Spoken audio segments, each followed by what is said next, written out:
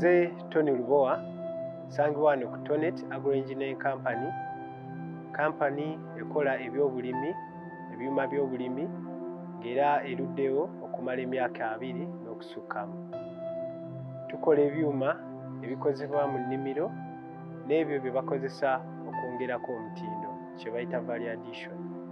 Olwaleero tweyungeko tukulage engeri gy'ogattamu pipes eza round ng'ogigatta ku 45 gye wandigambye oba 90 ng'ogigatta ku ginnaayo nevaayo nefaanana mu ngeri bweti neeba ng'eraga obumanyirivu n'obulungi. Twetaaga olupapula lwe tugenda okulambako. Ne twetaaga payipu zaffe 2 ze tugenda ossala era tuyunge. Ne twetaaga makansi,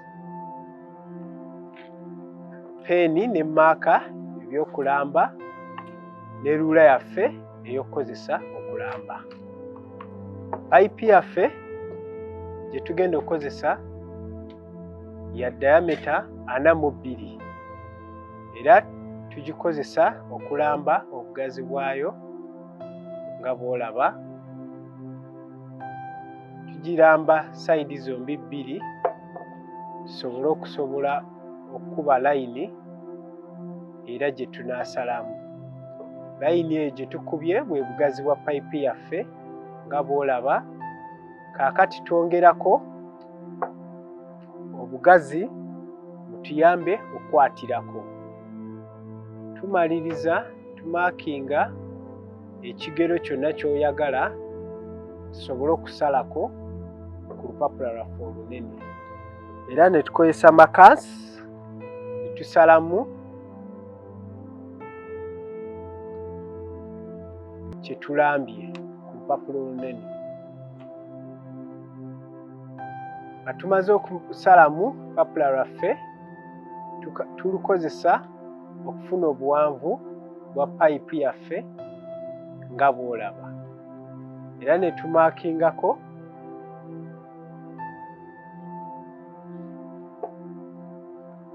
bwe tufunyiza wano bwe buwanvu bwa payipu oba circumference yaayo.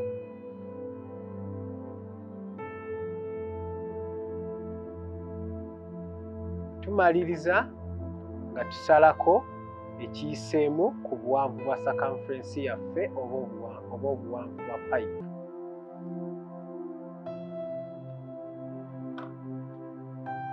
Awo tuba tumaze okufuna obuwanvu obwa payipu yaffe eno gye tupimye. Bwe tumaliriza ne tugabanyamu obuwanvu bwaffe emirindu 2 nga bw'olaba. Tupima obugazi bwa payipu yaffe obwa 42 nga bw'olaba. Ne tupima twafunye 42 ne tugabanyamu emirindu 2 ne tufuna 21 era gye tupimako wano mu makkati ga payipu yaffe wano. Ne tugamba 21 na 21 ne tusobola okuba nga tulina 42 zaffe wano.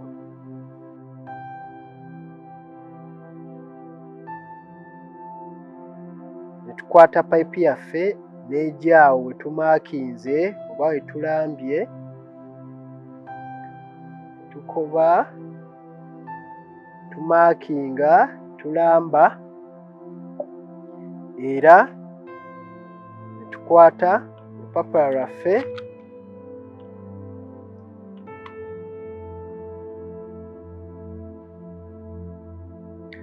n'okuba okuva ku nsonda okutuuka ku kye tumaakinzeko payipu era n'okuva ku nsonda okutuuka we tumaakinzeeko payipu. Ne tuba nga tufunye ekintu kyaffe kino. Tumaakinga kye tugenda okusalamu. Kino kye kigenda okusalibwamu. Tumala ne tuddamu era ne tuzinga payipu yaffe ne tusalamu ekyoku kye tulambye. Ne tuba nga tumaze okufuna obulambe bwaffe. Tumala tufuna payipu yaffe ne tugikozesa ne tulamba ne tuzingako kuno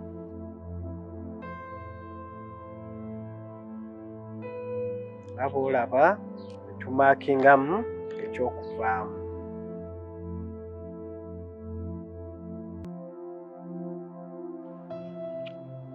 Kati kino tukisalamu payipu yaffe. Kino era tukikola ne ku payipu endala ginnaayo nayo ne tugiramba kubanga twagala tuziyunge nga zifaanagana.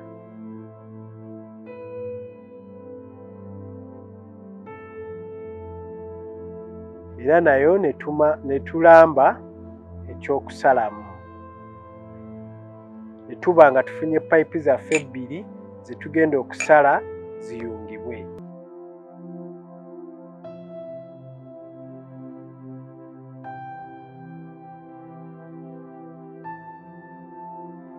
Kiddako salamu kye tulambye ku payipu yaffe.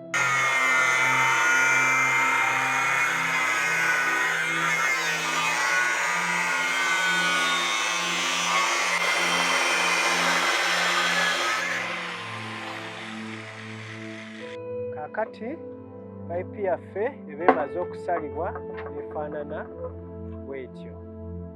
N'eyokubiri nga bwe twagirambye nayo ne tugisala.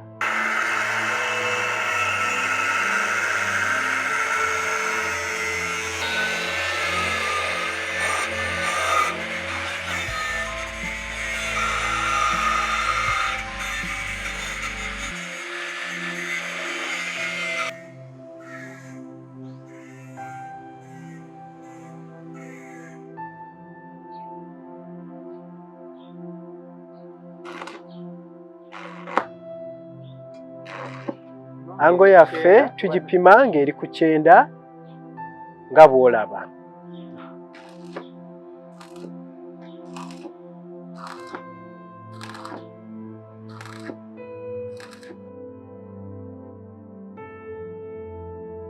Kati nga tumaliriza tugenda kuwagala kati.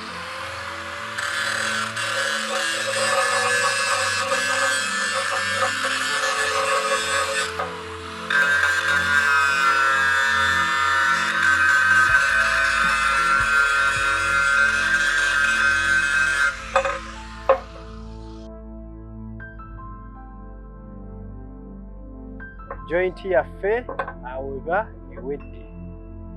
Egyo gy'emitendera gye tuyitamu okugatta payipu eya round ku 90 era bw'eti bwefaanana.